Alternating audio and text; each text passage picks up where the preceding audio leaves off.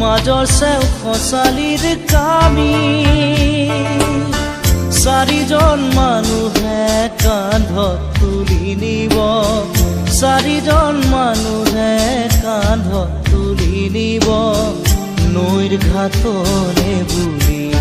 মোৰ মনাই ঐ নৈৰ ঘাটলে বুলি